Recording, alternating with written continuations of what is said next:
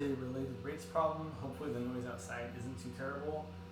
So this says a boat is being pulled in by a rope, there's the rope, on a winch at 1 meter per second.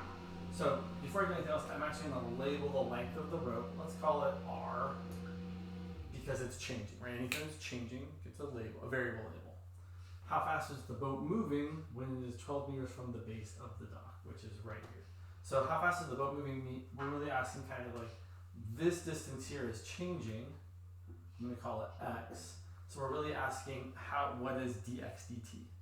So the first step, we've identified that dr dt is technically it's negative 1 meter per second because that length of r is getting smaller. And when we find dx dt, we're probably going to be getting a negative answer, which is fine because again, that length should be getting smaller. We can still phrase our answer in the correct way. And then we're trying to figure out what dx dt is. So then the second thing we do after we identify what's changing is we write an equation relating the variables.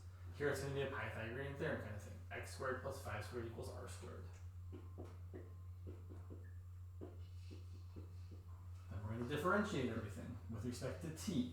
The derivative of x squared is 2x times the derivative of x, which is dx dt.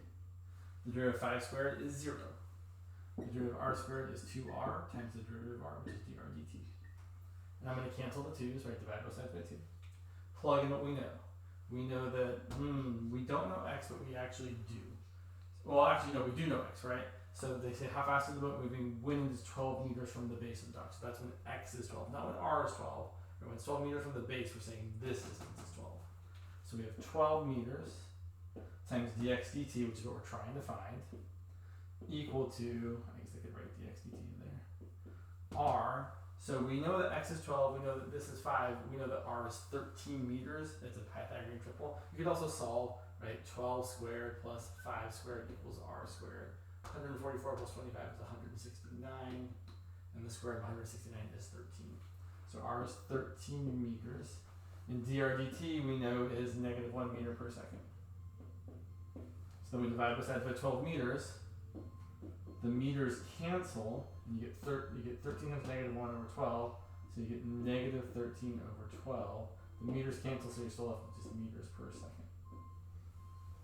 So if I was going to write out the answer, I would say, I guess this is step 4 where you plug stuff in.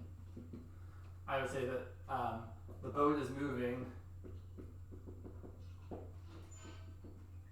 at 13/12 meters per second.